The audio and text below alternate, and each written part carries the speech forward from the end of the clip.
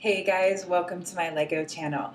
Today we are reviewing a Star Wars series set 9496, and this is the Desert Skiff set. So very exciting for you Star Wars fans out there because, as you know, that is the most memorable scene from Return of the Jedi, Episode 6, 1980s movies. So if you are as big of a Star Wars fan as I am, you will be very, very excited to have the opportunity to have this and be able to reenact that awesome scene. So let's get started. I have the box here.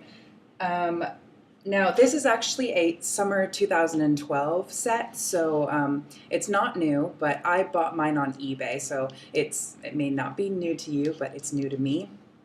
My box is not in the greatest condition because, as I said, I got it on eBay. But in any case, you kind of get an idea of the size of what you'll be getting, and it just shows you on the front what you have. You have the Desert Skiff, you have the Sarlacc pit, and you have 4 minifigures. So yeah, 213 pieces and 4 minifigures, which is pretty amazing for a set that retails at $25. So that is really good, and you actually get four new, basically, minifigures. Not totally new. 3 are redesigned, and 1 is brand new. So we'll talk more about those guys in a minute.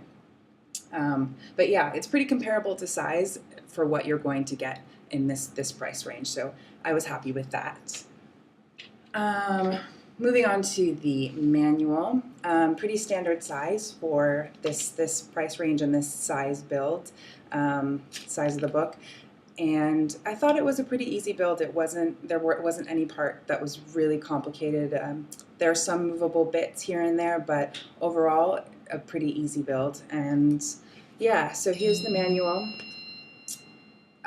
It has thicker pages than what I've seen before from LEGO, so I don't know if they're upgrading their manuals or what, but it's definitely something I noticed right away. They're just a little better quality.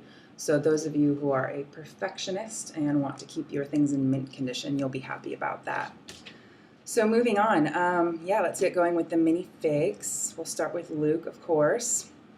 So here he is in all his glory, and standard Luke face on this minifig, just that little smile that we see on Luke all the time, and the standard lightsaber. And I have to say that actually this is not the correct Luke that you would be getting with this set. This is, I think, from Droid Escape, but my eBay seller must have mistakenly sent me this one. And I'll contact him about that, but at least I can play with this set for now. But the Luke you'll be getting will be wearing all black with the gray vest, but I won't spend too much time on him because, as I said, this is not the one you'll be getting in your set. Moving on to Lando, disguised as a bounty hunter. Awesome. He's wearing a little smile on his face underneath that helmet, that awesome redesigned new helmet. So that's cool for you Lando fans.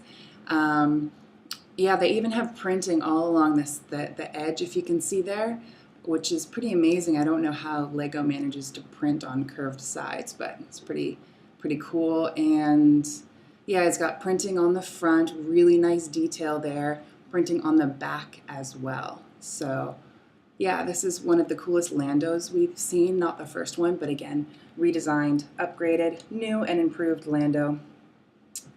Next up, we have the minifigure Kithaba, and this is new. This is a brand new, never been seen before, making his LEGO Star Wars debut. Here he is, Kithaba. Nice detailing on the front torso and the back torso.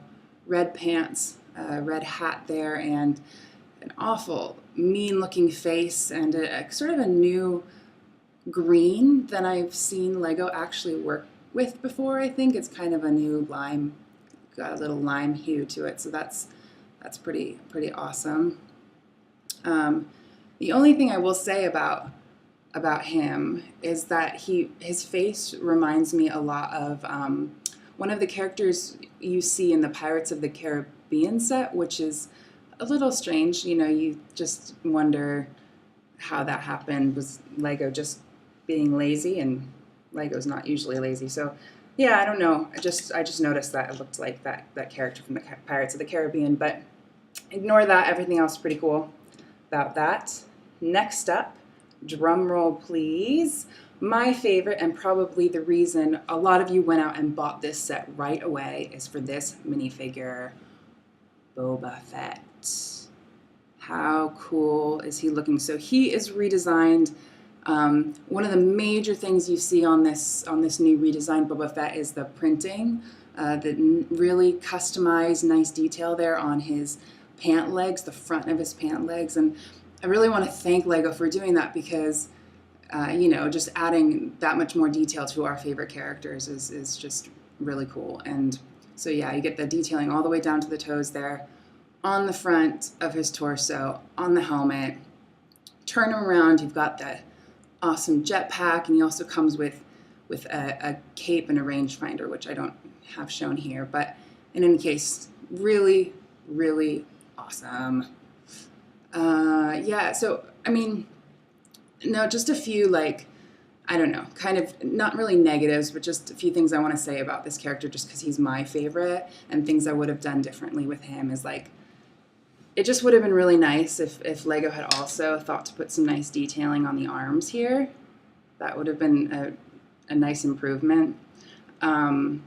Also, I think in the movies his jetpack is actually blue. Like, he did repaint all of his father's things, but the jetpack he didn't repaint. So Lego keeps making it green. I don't know why, but that's cool. And the other thing is, if you kind of notice, there's a bit of a bluish hue to his uniform, and if you're going to be really accurate to the movies, it's actually more of a grayish hue, not so blue. So again, I don't know why Lego decided to go with the blue, but they did. And anyway, so no complaints really, just some little things that I would have done differently had I been designing Boba Fett myself. Yeah, so that covers all our 4 minifigs. So let's move on to the Sarlacc pit, which is so awesome because it looks just like you see in the movie, that sand monster with those nice jaws. Great movable part here. You can open up and close these jaws, so it's a really nice play feature. Like, you know, especially if you're a kid and you're buying this Lego set to play with, you know, the minifigs fit right in there. So you can really, like, you know, if you want to put Boba Fett in there, you know, like the movie, and just gobble them up, you know, that's really fun. So you don't have to put Boba Fett in there. I mean, if you're going to be true to the movie, in the scene, yeah, you would put him in there, and then obviously he would regurgitate him later. Sorry, spoiler alert, but anyway, so yeah, so he fits right in there.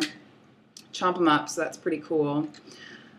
The only thing is that you don't see here are the tentacles which come up, and again, they just didn't come in my box, so I will be taking that up with my eBay seller. I don't know what happened there, but yeah, when they come up here and they make it look even more ferocious and more like the movie. So yeah, love that base plate on that. That's cool. All right, next up, we're going to move these guys to the side so I can show you the desert skiff. So cool. It just looks so much like, again, it's just really accurate to the movie. So I want to give Lego props as always for being so detail oriented and really, like, you know, taking into account the Star Wars fans. These bits at the side, they move up and down. So that's a nice little feature, like that. And there is a flick missile on the side, which is pretty cool. There is a storage compartment in the center to keep your pistols. And this is one of my favorite bits, is this, the plank that Luke is pushed out on. It's a movable part. So it comes out like this, and so when you're playing with it, you can have it out, and then when you want to put it away or just put it on display, you can just pop that back in there. So yeah. So love that little detail there. The other part that is my favorite are these 2x2 clear pieces, and those act as a stand for the desert skiff. But also, what's cool is that because they're clear, they sort of look invisible.